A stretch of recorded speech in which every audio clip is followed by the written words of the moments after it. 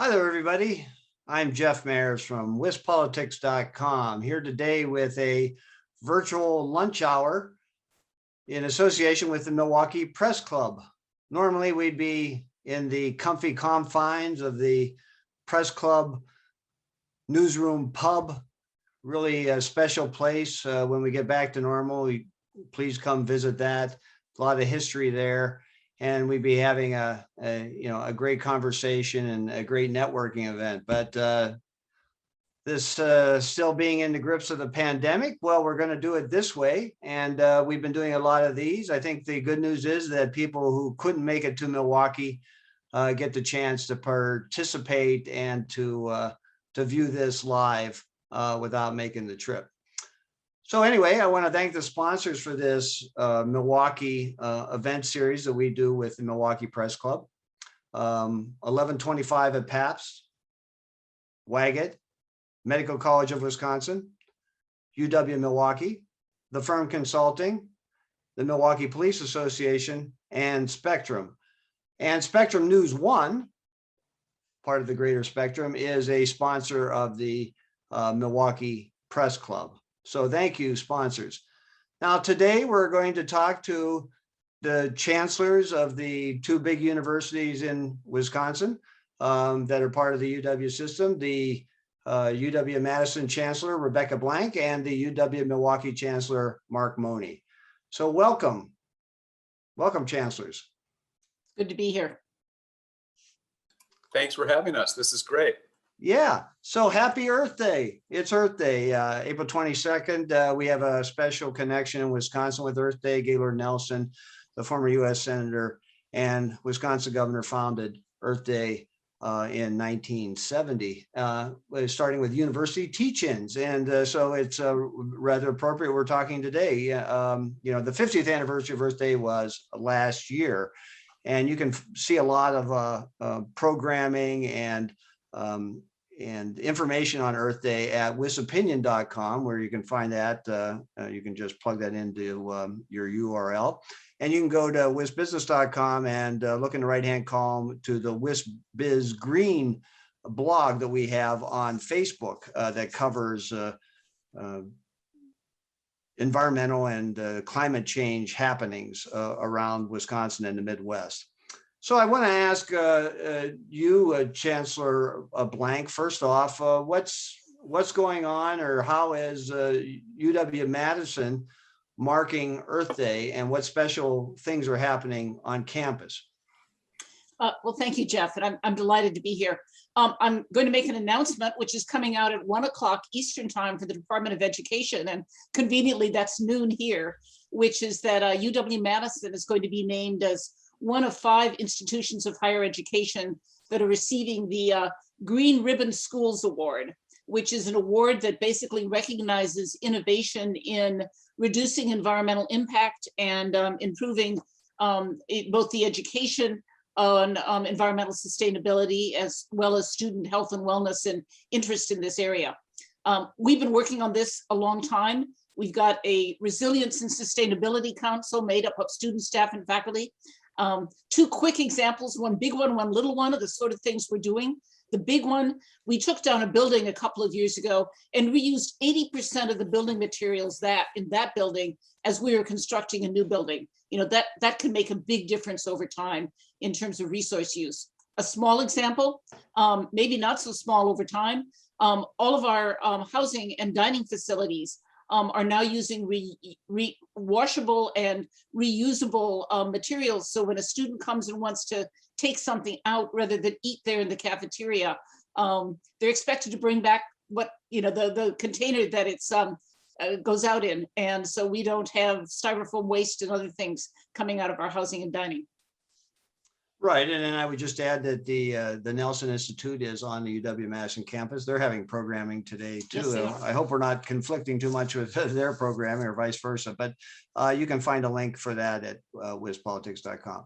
So Chancellor Mone at UW-Milwaukee, what's the coolest bit of research, or what's the thing that's happening on campus in regards to Earth Day and climate change? Well, thanks, Jeff. And congratulations, Becky. That's a great achievement. we were the first campus actually in Wisconsin to have achieved that Green Ribbon Award a few years back, and we just wear that with pride. It is a mark of distinction, and very few campuses in the country get it. We in Milwaukee are doing Earth Week. So we've got a whole series of activities. In fact, we kicked it off earlier in the week with youth climate activist Shwetekal Martinez, and she's the founder of Earth Guardian. So she's been holding a number of programs for faculty, staff, and students around environmental work. We have today our voice in planning, a lot of different things that are happening. We're doing things that engage our faculty, staff, and students in terms of service learning. So we've kicked that off. And then on Saturday, we'll wrap the week up with a lot of spring cleaning on campus and in our surrounding communities. And these are types of activities that engage hundreds of people to really make a difference. But there's a lot of sustained efforts, and we're really excited about the activities that keep our campus green and environmentally sustainable. Right. And,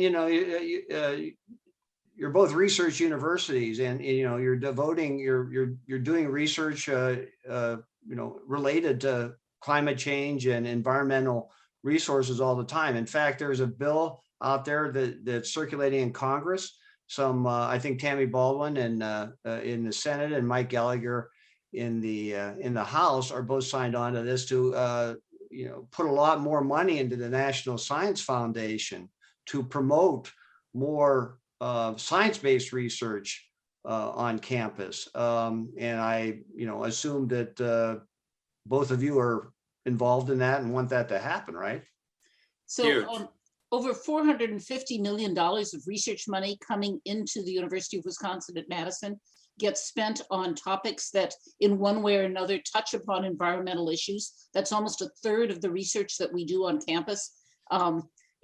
There's, given where we are with the problems of climate change, the need for more support, more research across the huge range of issues that encompasses is really present right now.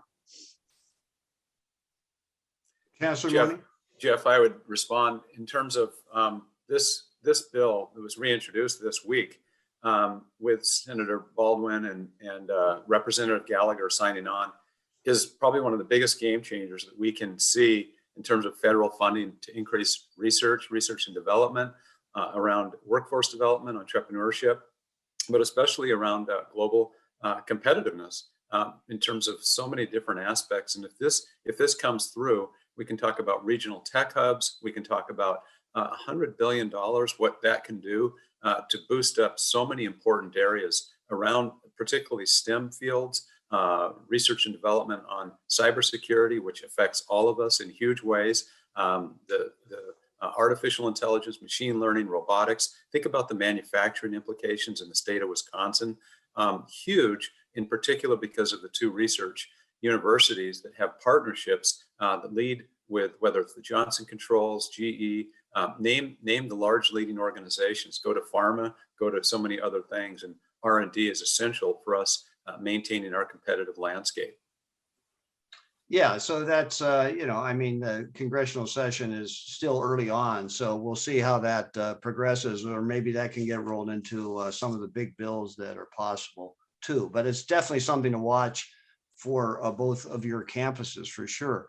Now, audience, the format for this is I ask questions, and then at the latter part of the program, there's some questions that were submitted by all of you when you registered, and we will get to those in a bit. But one of the things, you're talking about research and talking about tech hubs, I guess that brings to mind the big news on the state government front this week was the signing of a new contract with Foxconn. When Foxconn first came on, the promise seemed so exhilarating, right? 13,000 jobs and millions and millions of dollars.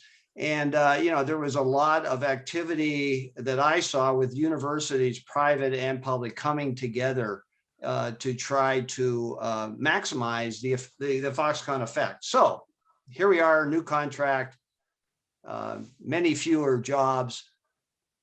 Not even sure, I think, what exactly they're going to be making in Racine County, but they have invested in the physical plant. So I'm wondering, Chancellor Mone, you're closest to to that site. What's the Foxconn effect now? There's, I guess, a few things that I'd mention. First of all, we continue to have educational programs that provide some talent, where Foxconn has been a sponsor, spending time taking anywhere from 10 to 12 students a year to Taiwan and working with our educational engineering programs, particularly around electrical engineering. So that continues. To me, one of the big Foxconn effects that continues to this day, no matter what happens with Foxconn, is that it did bring this region together. We created the Higher Ed Regional Alliance in part because we recognize there's not enough students completing college and we need to get more people through. So today we have 18 2- and 4-year academic institutions. The public and privates have come together and we're focusing on partnerships with those academic institutions. We have got so much momentum. And again, Foxconn was one of the reasons back in 2018 and 2019 we started it, but here we are 3 years later, making progress, helping more people achieve educational attainment goals. So that's kind of a second comment. And third is I'd recognize that it is scaled back from what the expectations were. But wouldn't we all be happy to have, $672 million in investment, 1,500 new jobs, and a lot of construction jobs? So absolutely, the headlines are, it's not what it was going to be, but it's still a boon for the state. And I think we've got some great momentum that is continuing with 11 community-based organizations, 18 higher ed institutions that are working together better than ever. Yeah, Chancellor Blank, what do you think the Foxconn effect is these days? So, it's always good news when a major global corporation locates things in Wisconsin. As Mark says, it may not be what they were originally talking about, but the world has changed in a number of ways since then. And, what they're bringing in is going to bring jobs and income into the state. We've had a number of our students hired by Foxconn. We've got closer ties there in terms of hiring than we had before they started all of these ventures. And we continue to be in conversations with them about a variety of different research partnerships. And one of their reasons to be in Wisconsin is it's close to, some major research institutions, and they want that type of technological access and skill.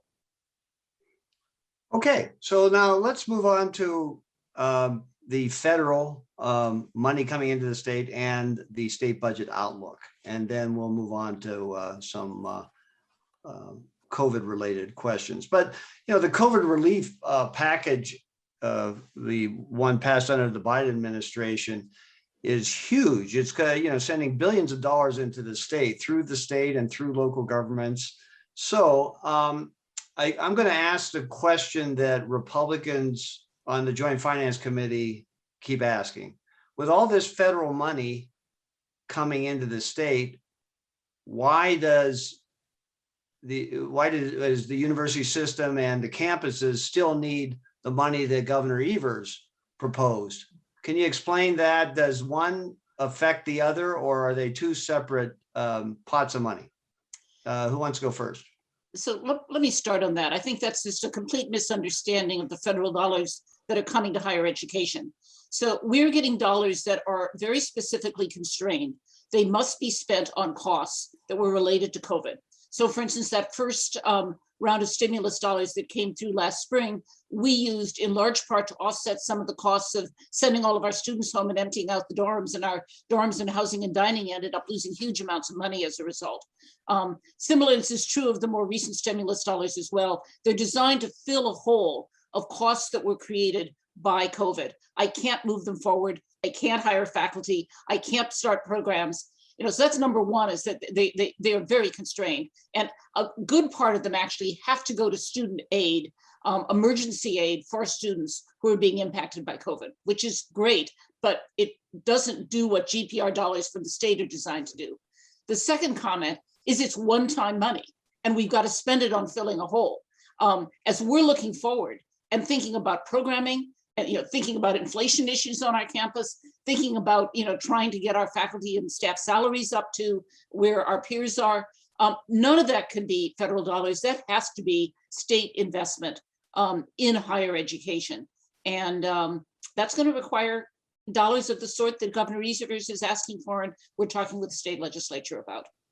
So I'll just stay with you, Chancellor Blank, before we go to Chancellor Mone. So Okay, you're very emphatic about that. So, I asked that question. I thought I knew you'd have an emphatic answer, but that message must not be getting through because they keep the Republicans on the Joint Finance Committee keep raising this issue. I think that there's always an argument as why you can't fund universities. And if they won't find one, they'll find another. I mean, I think most of the people in the legislature understand the nature of these federal dollars. Okay, Chancellor Mone, draw the distinction then, and what will the federal dollars do, and what would the state dollars do for your campus? Well, a couple of things, and certainly Becky really hit the big issues that are so critical, and we have to continue to repeat that, and that's why I'm so happy to be able to have a wonderful audience today. A lot of very important and influential people that hear this can help spread the word. I would add something as helpful as these dollars are. Keep in mind, and Becky, just to put a sharper point on this, really pointed out, half the money goes directly to students. So whatever comes to our campus, that's the good news here. The other good news is we're getting funds that really help us fix and address specific needs, student emergency support, safety, the types of things that we've had to make significant investments in to help us recover from losses. But I want to make a point very clear. It's not enough. The holes that were created are not completely filled. So first of all, to anybody, whether it's a legislator, citizen, student, parent, recognize that we are suffering. Higher ed in this country has suffered significantly. When you categorize winners and losers in terms of financial situations, certainly higher education is really hard pressed.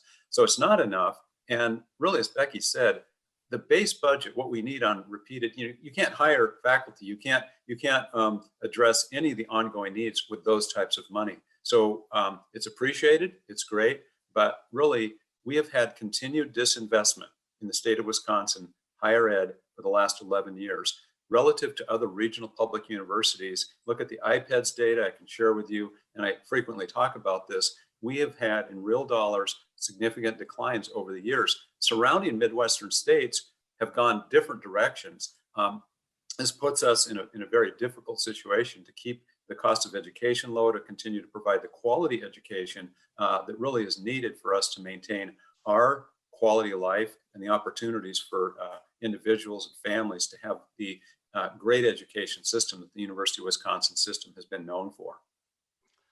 Okay, I'll just stay with Chancellor Mone there. How should these one-time dollars then be used? And you said a lot of it's going to students, but then the stuff that isn't going, the money that isn't going to students, what's the best use of this one-time money? Well, for us, the auxiliaries, in terms of residential halls, the lack of revenue, when we lose the significant dollars to really help fill those holes, to keep us from having to make even more difficult decisions in terms of layoffs or really retrenching and cutting a lot of the necessary infrastructure to run our campus. It's just addressing those needs. It's not like I have a lot of discretion. It's not like we have a lot of room. We're still going to have lost money. So it's really strategically, how do we best position our campus for the future? I will tell you one area where we're looking from a discretionary perspective. We'd really like to use, to the extent that we can, find ways to subsidize and help our students save money in the future. So whether it's around housing or other plans, if we can take some pressure off some parts of our budget to allow students to have lower costs, or to help provide scholarships for additional things in the future, if we can do that, that to me is a high priority. Okay, Chancellor Blank, what's the best use of these one-time dollars? Yeah, let me put this in context. We estimate from the beginning of the pandemic to the end of this fiscal year, so that's about 15 months, we are down $320 million. And that's either revenue that didn't come in or costs that we were not anticipating around testing and vaccines and health protocols that we've had to spend. We are expecting to get from the federal government, exclusive of the student aid dollars, around 40 to 45 million, okay? So it's very much appreciated. It doesn't begin to fill the hole. Where does the 350 million come from? For a pass, the governor lapsed $50 million from my university. when he was anticipating a difficult budget year. The federal dollars don't even fill that lapsed hole. My athletic department lost 50 million. Housing and dining lost 50 million. In the fall, we lost about 25 million in tuition because international students who couldn't get here and decided to delay, they were coming. I mean, it all adds up very, very quickly. This semester, we spent about 30 million in testing expenses, and we kept our infections very, very low, but it's come at a cost. And, how do we use the federal dollars? Pick any of those, right? It fills a good part of this hole, but it doesn't begin to fill the full hole. Chancellor Mone, what's the comparable number at UW-Milwaukee to that 320 million at UW-Madison? We're looking the high end of 88, 89 million. Okay. All right. So maybe this is a good time. Well, I don't know. Do you have any specific budget item, like you're going to go to the wall? I got to have this budget item. This is it. Which one do you got to have, Chancellor Blank? We've had this discussion before, and it is so important for us. We are the only system, and I am the only flagship university that does not have a set of modern financial tools that every one of my peers has. And that I might note, any $3.5 billion organization, which is what I am, has as well. We have no borrowing authority. We have no bond rating. And the result of that, particularly in a pandemic year, when you've got a huge cash flow problem and you can do nothing about it because you can't borrow against future good years.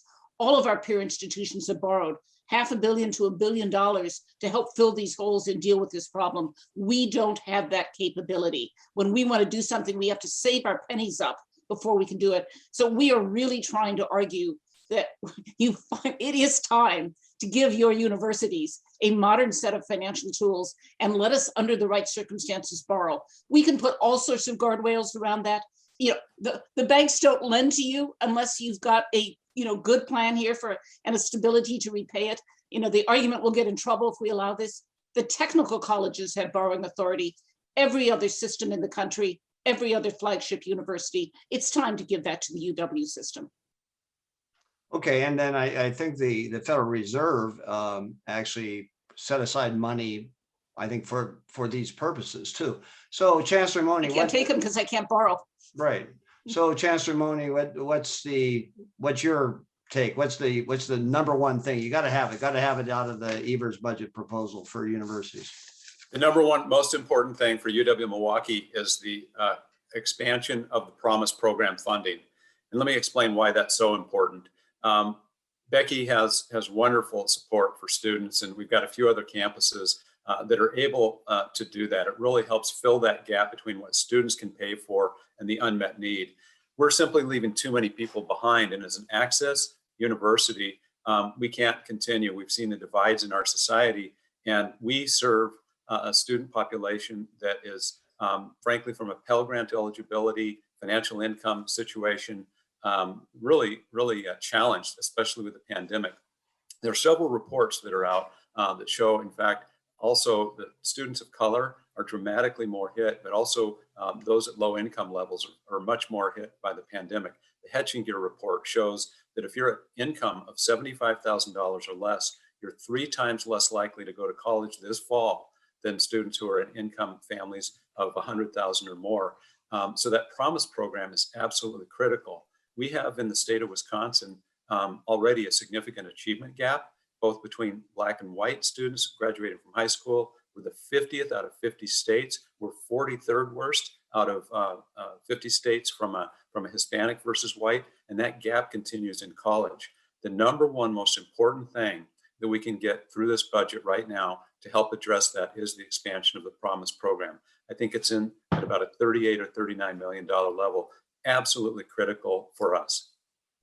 Right, and this is the program that if a family meets the income thresholds, the student can attend a campus tuition free.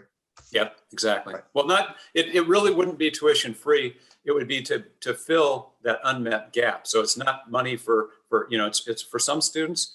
They can pay 75%, but it's that remaining 25% for some. So it's to fill the rest of the gap, what they cannot pay. And that would be scrutinized very carefully, meeting a lot of the federal expectations in terms of what the eligibility and the criteria would be. So instead of a student having to borrow more, right, increase the debt, this is a substitute. This helps them avoid that. Exactly. All right. So COVID's come up a number of times. That's why there's the big holes in your budget. Beyond the budgetary impact, though, what are the lessons from COVID? Because students didn't have the same experience, right? I have a daughter at Wisconsin-Madison. She had to do online classes. It's not the same, right? I mean, and some kids, I'm sure are falling behind. What are the lessons from COVID, and how do you want to move forward? Go ahead, Chancellor Blank. That's a lot to tackle in this. Yeah. But anyway, give it a try. So, we are planning on a pretty normal fall semester. We hope that most of our students and staff will choose to be vaccinated. We will have ongoing testing for those who choose not to. But we're hoping that we can be back in person, have everybody back on campus, have normal activities going on.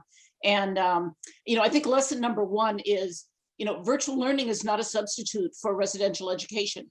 And it's not a substitute in the classroom. There's a good amount of research that says the type of interactions and discussions that you have face-to-face are very different than those you have in these Zoom squares. And, there's an intimacy and a change in the nature of discussion. There are things you can't do on Zoom that you can do in person. So, I think, but even more so outside the classroom, when you don't have study abroad, when you don't have student organizations, when you don't have, volunteer activities in the community, when you don't have athletic events or conferences or in-person speakers, all of that degrades the college experience in some way. And the value of a residential education is the presence of all of that together. So I think in part this is just reaffirmed why people come to our campuses and want to be there for 4 years. Two other quick implications. We've clearly learned that there is some work you can do pretty well at a distance and by Zoom. And I think people are going to be traveling less. There's going to be more meetings that take place like this. And there's going to be more people who spend more of their time working from home rather than being in the office every day. And that's probably going to make us a more efficient institution.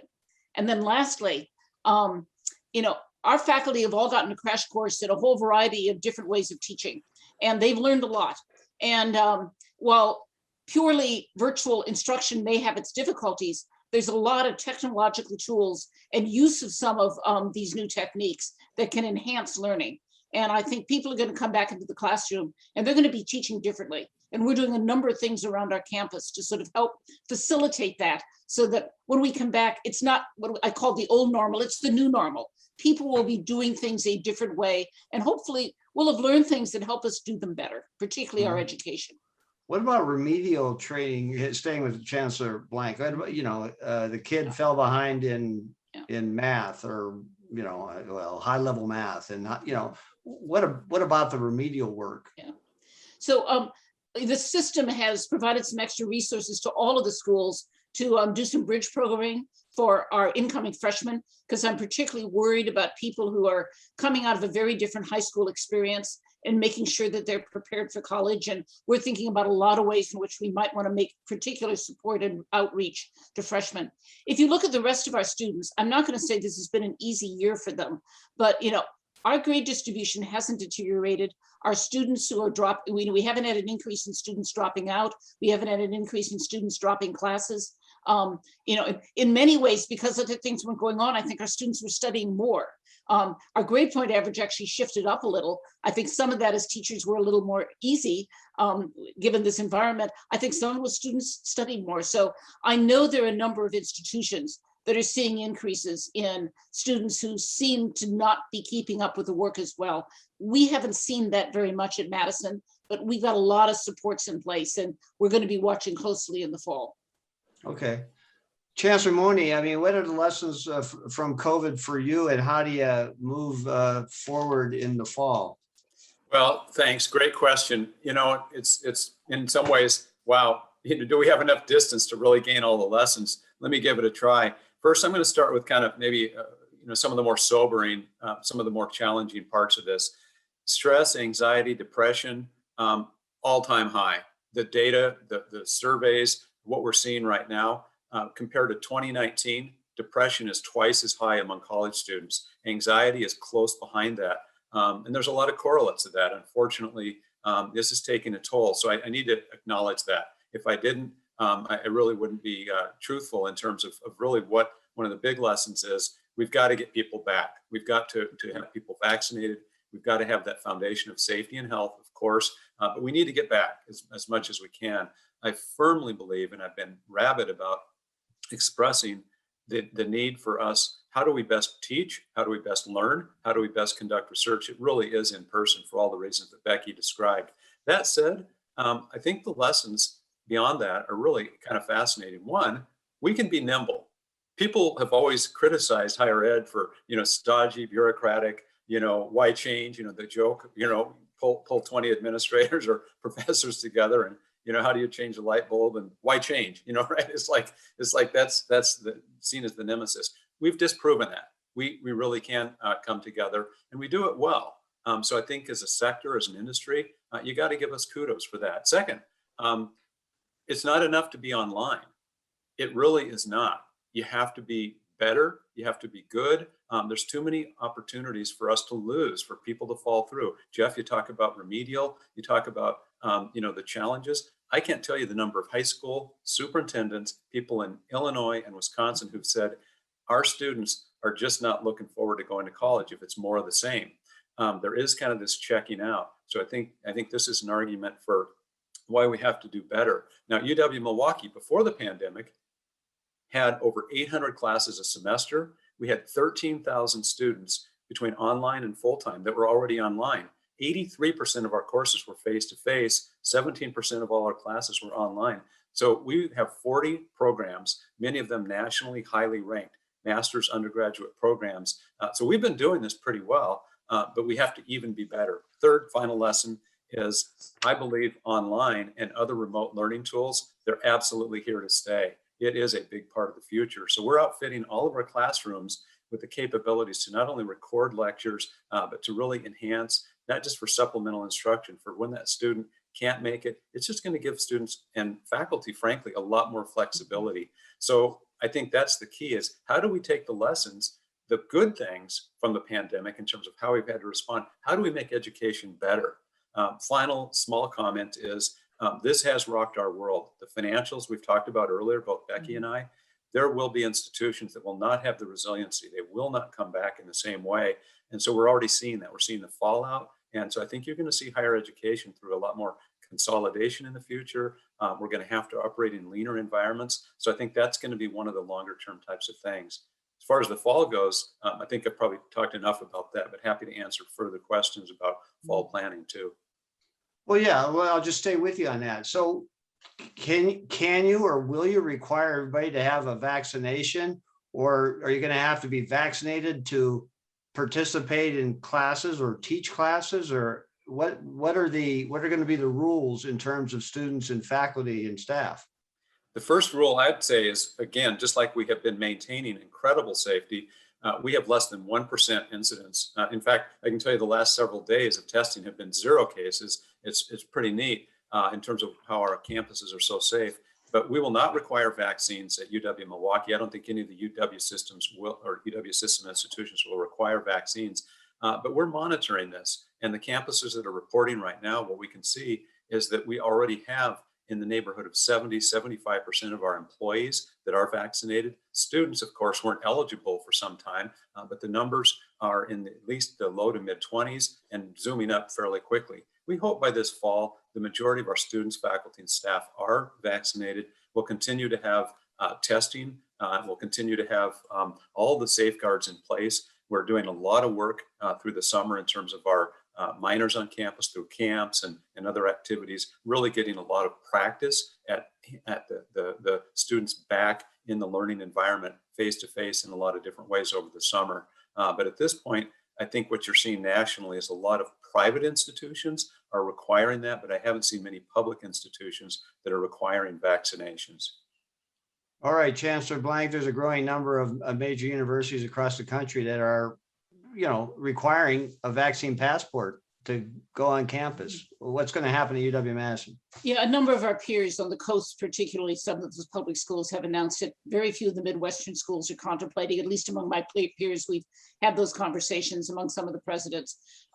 You know, we're not the only place with a legislature that is somewhat adverse to the idea of mandating vaccinations.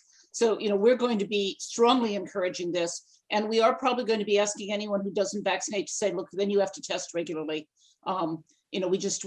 You know, we need to be able to control infections. I don't know where things are going to be in the fall. We will not be past this. There will still be COVID cases. And, you know, people have a choice. They can take a vaccine or they can basically do regular testing to make sure that we're protecting our community. How will they prove that they've had a vaccine? Well, we're giving a lot of vaccines through our university health services, which automatically lets us know. But we're asking anyone who's vaccinated elsewhere to upload that information into their university healthcare record. So for instance, we've had some 3,000-4,000 people upload information, our students who've been vaccinated at the Alliant Energy Center here in Madison, or, you know, over in another county where they might live. It's very straightforward to prove that you're vaccinated if you've got the record from wherever it was that occurred. Okay. Let's go to then some audience questions which were submitted in advance when people registered. So I may rephrase these a little bit. So let's just talk about, since we're talking about COVID. The question says, will either UW-Madison or UW-Milwaukee devote more resources to public health delivery? I think that's about direct public health delivery. You mentioned, you know, the campus health service, Chancellor Blank. Maybe, I think the questioner is asking, can that extend beyond the borders of campus? So, you know, our public health service, probably not, because it is designed to serve primarily students and then in emergency situations, faculty and staff. But we've done a lot to reach out from campus to the rest of the community on a whole set of public health issues. You know, our dorms were used by the state to house people early in this pandemic who didn't have elsewhere to go and who were ill.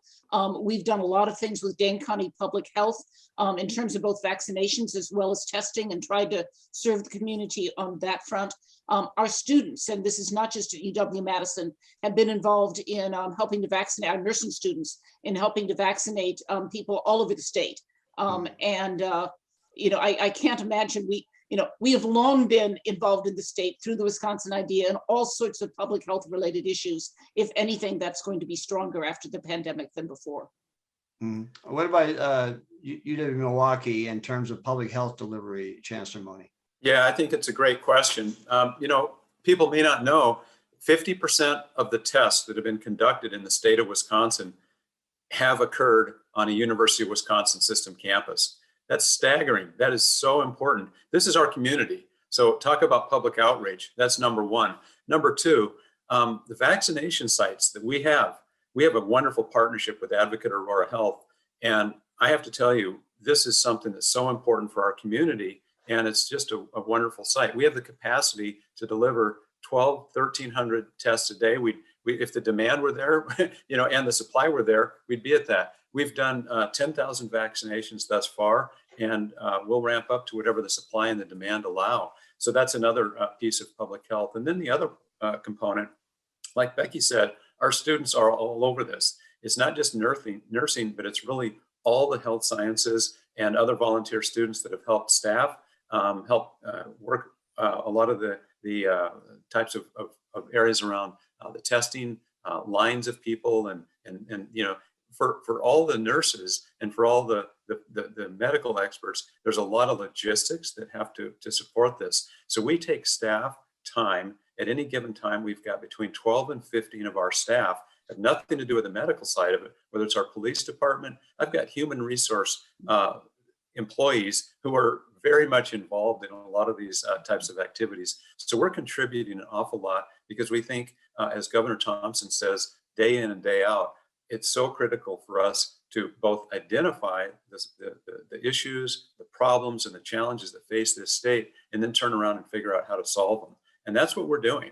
And public health is front and center. And we think we've been doing a heck of a job standing up sites all over the state and really making a difference in our communities. Yeah, and you have the public health school there at UW-Milwaukee, and that studies public health policy, and I'm sure there's dozens of research topics coming out of COVID, and in terms of from testing to vaccine delivery to disadvantaged communities and all that. Now here is a specific UW-Milwaukee question, so I'm going to take this to you, Chancellor Mone. It's knowing the Freshwater Collaborative is a UW-Milwaukee led initiative. It involves all system schools. What do you think about the chances of the initiative receiving the funding it needs?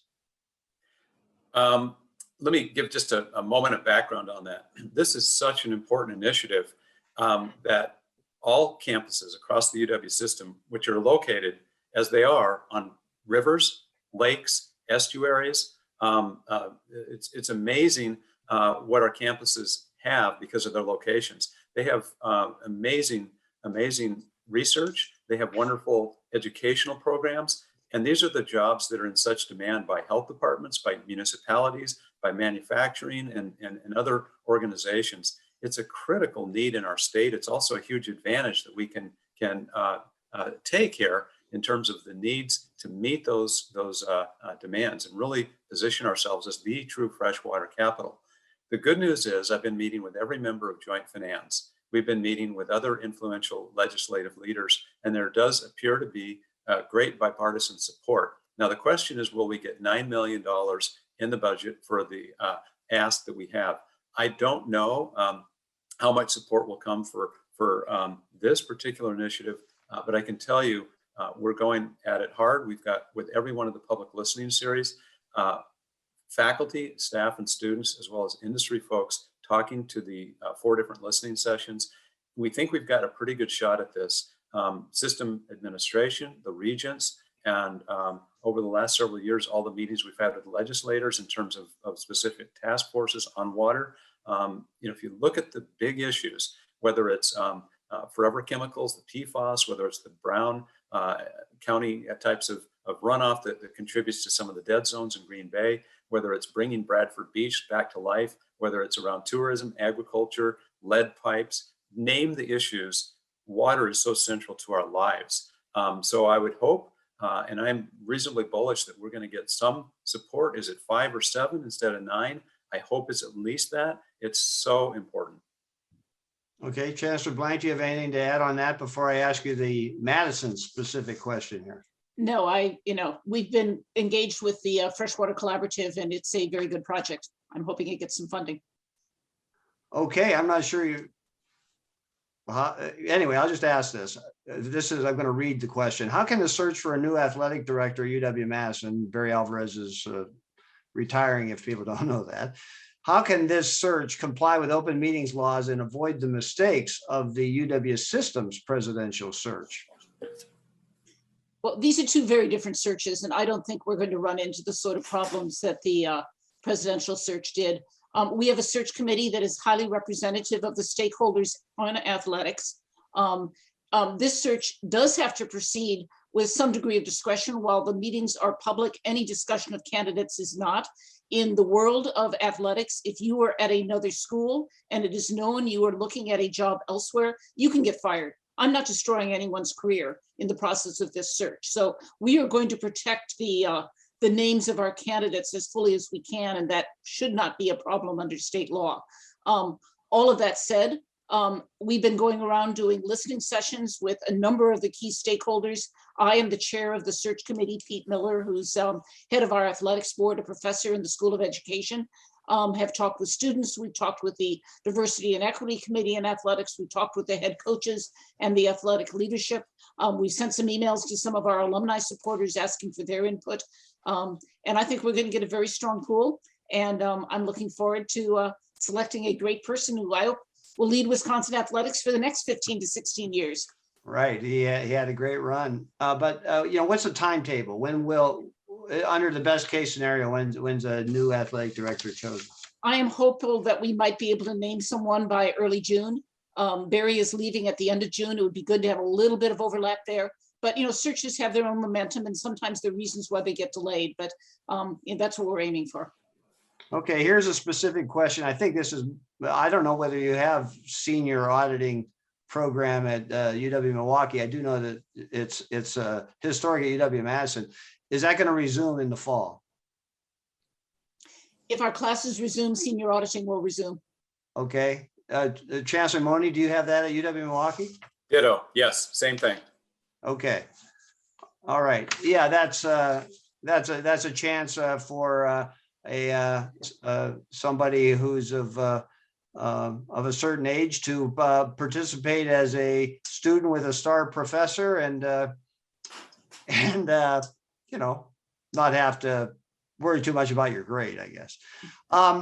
Here's a question about, I want to make sure I get this right, about access and equity, because you're both public institutions and you can never forget that. And the Promise program that we talked about is designed about access and equity. But there is this huge balance between, this is what the questioner is doing, I'm trying to rephrase it, between all the research money and the requirements of a research university, and then doing this other thing, making sure that the high school kid who doesn't have all the breaks can get into college. So how do you balance that? Because I think it is, it's a crucial question, I think, for public universities going forward. So go ahead, Chancellor Mone. This is an age-old debate on our campus. I can tell you, I've been here 32 years. Jeff, there are people who divide themselves into camp, but I think the healthier perspective is to recognize these things are mutually reinforcing. When I say these things, the research mission should not be at the cost or the expense of access and the quality of education for all. And let me give you a classic example. We've recently been recognized as one of the top universities for undergraduate research. We have over 1,000 students that are involved in specific programs that they have a dedicated professor projects that they carry through to do amazing things with. And this is a high impact practice for retention and learning. And that's an example of just the power of bringing research and access together. So this is something that so many of our faculty who are so committed to student completion, they really do engage students in that. I think that Becky and I both have faculty that are attracted for research, but also they're incredible teachers, and they want to create knowledge and share knowledge, and the education, the teaching does happen. So sometimes I think it's a bit of an artificial divide, and the resources that support faculty, support students ultimately in terms of whether it's in the research lab or whether it's in the performance art sides of things, or out in terms of our partnerships with so many other types of organizations across the community. So I see these as mutually beneficial. Okay, Chancellor Blank, what about that So I don't balancing think, act? yeah, I don't think there's a conflict here. Our research dollars are not supported by the dollars that support our educational program. We bring in $1.3 billion in research dollars, much of it from the federal government, some of it from industry, some of it from private foundations. That's all dedicated to specific research projects. Our faculty who do research are largely supported on those, and the research work itself is supported on those dollars. On the educational side, it's our state dollars, our tuition dollars, and to the extent we have gifts from alumni and friends that support the educational mission. And you can't take research dollars and spend them on education. And I can't take GPR dollars and spend them on research very well. So, there's not a financial conflict here. And I completely agree with Mark that, we have faculty who do marvelous work on all sorts of issues, including those relating to race and gender and exclusion, and how do communities work together and how do they work apart, and how do you improve policing, and a whole set of these issues that are in front of our society. And that only enriches our education, both the research those faculty do, the opportunities for students to be involved in that research, and the things that are learned in those classrooms and outside the classrooms. That's, these are all complements. They don't fight against each other. Okay, now here's a question about student debt. We sort of brought that up a little bit about, when we're talking about the Promise program. But, the question here is, it relates to, do you have an opinion about what President Biden or Congress should do about perhaps forgiving student debt? Do does Chancellor Mone, do you have an opinion on that? I think if there can be funding sources available, if we can help student debt, I think it's going to be a great thing, because we have put an awful lot on families and students going forward. The students who leave most of our academic institutions do face more challenging futures because of the cost of education today. So I would welcome that, because I think it would be a great incentive for more people to get education and help relieve the burden. The question that I would have is around the funding of this. I've seen in terms of past presidential debates where I've been involved with some of them and parts of the panels and discussions, that is, the question, what is the funding source, and is it viable? Because the numbers are pretty darn large there. Okay, Chancellor Blank. So, student debt, let me start by saying, I'm very proud of where we are at UW-Madison on student debt. Last year, among our graduating seniors, 57% of them graduated with zero debt.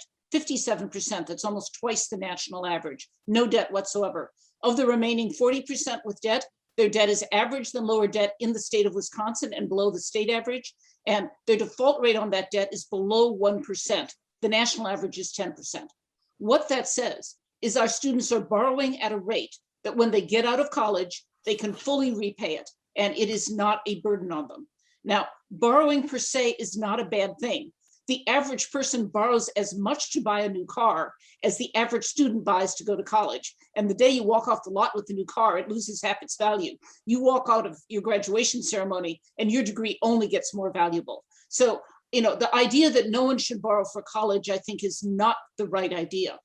All of that said, there are students who cannot afford this, or who have career interests in jobs that keep them from being able to repay that. I'm particularly concerned about teachers, about people in social work, some of these jobs with really high social benefit, but for whom repaying debt is a problem. And I do think that some form of debt forgiveness is useful. I think you want to link it to the jobs that people are in or to the careers that they're in. I don't think you want to do across the board debt forgiveness.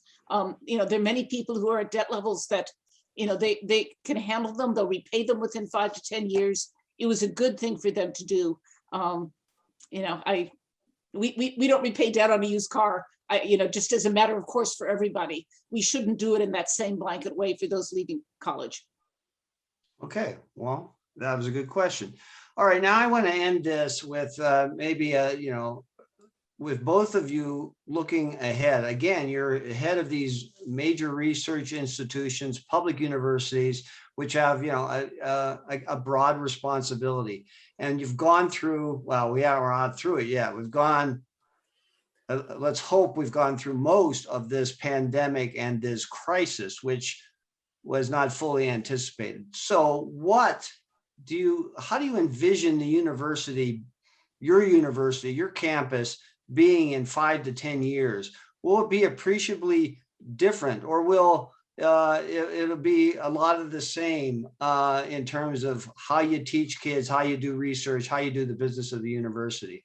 So let's just start with you, Chancellor Mone. What do you see, down the road, not just the fall, but down the road? And how hopeful are you about higher ed as keeping its place in the discussion and in the importance of policymakers?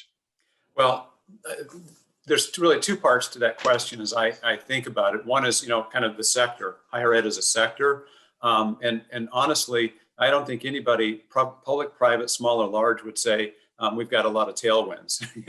There's a lot of good things, moving our way. We have been facing demographic headwinds. We've been facing, as public universities, funding challenges.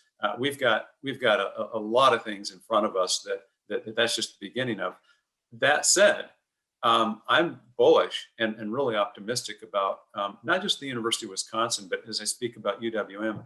We have a strategic direction, and we engaged a group. We started before the pandemic. We started in 2019. I charged a group of faculty, staff, and students with Think Tank 2030. What is, to your question exactly, Jeff, what's going to position this university to be thriving, to not just maintain, but to really enhance, have greater impact, and really be more relevant in so many ways, as well as being financially sustainable given the situation that we're in.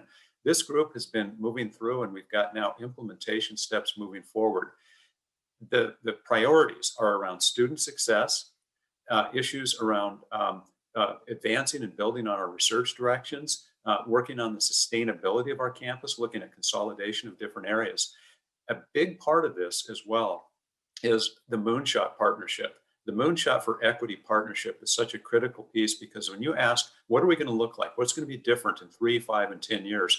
We have made a public commitment that by 2030, we will have completely eliminated, not reduced by 3 or 12%, eliminate the achievement gap. So that if you come to UW-Milwaukee, it doesn't matter what your background is, what your income level is, race and ethnicity, you're going to accomplish the same things all the way through. Now, that's a heck of a statement for a public urban research university that has an access mission facing the student profile with the Pell Grant eligibility and lower income students. We're gonna prioritize the resources, the staffing, to make sure we've got that kind of commitment. So we're excited.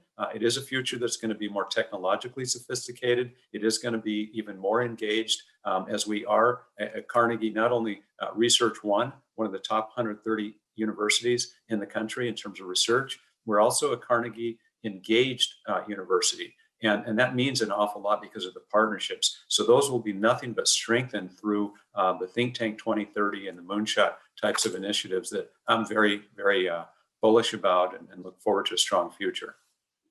Okay, Chancellor Blank, you're going to have the final words on this. You know, looking through your crystal ball, what's the campus going to look like in 5, 10 years? And what do you want it to look like? Well, I agree with Mark. There are a lot of headwinds against higher ed. And I must say, a lot of schools, I think, were in trouble largely because of demographics and costs. And the pandemic has only accelerated that. I'm in a really fortunate position at UW-Madison because of the strength of this school. We have bucked the demographic trends entirely. Our applications have grown by a substantial amount every year for the last 10 years. We're a very hot school. More and more people want to get in. That's to our benefit. We've been able to stabilize finances and do a number of things. While the disinvestment from the state has been very problematic, we have really worked on being entrepreneurial and doing things that are going to raise our own investment dollars. I think we have to do that. We're one of the top 10 research institutions in the country. We're one of the top 10 public universities in terms of our graduation rates. We are at a level of reputation and outcomes and behaviors that mean we're going to get through better than many other places because of that. That said, there are ongoing challenges of the level of public support, of the constant political partisan battles that universities get caught in. It's going to take smart management and some real dedication for this university to continue to thrive and be at the level it's at. But I'm very optimistic. UW-Madison has been a top public university for 172 years. It's going to be in the same place 5 and 10 years from now. Okay, well, I really enjoyed this conversation. Wish it would have been in person, but this was not a bad way to go. I think you got your points across, and I think we tackled a lot of the big issues. So I really want to thank Chancellor Blank of UW-Madison and Chancellor Mone of UW-Milwaukee for being part of this program today. This program was done in conjunction with the Milwaukee Press Club. And I want to thank our sponsors, and the Milwaukee Press Club sponsor is Spectrum News One, and the sponsors for WisPolitics are Spectrum, the Milwaukee Police Association, the Firm Consulting, UW-Milwaukee, Medical College of Wisconsin, Waggett, and 1125 at PAPS. We're going to have a program Tuesday. It's called Dealing with China. That's a major task for the Biden administration and Congress. We have Congressman Ron Kind, we have Congressman Mike Gallagher, we have Steve Ackerman from UW-Madison, and we have Bonnie Glazer from the Marshall Fund's sector on Asia. So we're going to have a great discussion. You can find out more about that at wispolitics.com and wisbusiness.com. But in the meantime, I want to thank you all for being part of this program. You'll be able to see the video at our website later today. In the meantime, thanks again to the chancellors. Thanks to all you viewers. And this is Jeff Mayer signing off from wispolitics.com.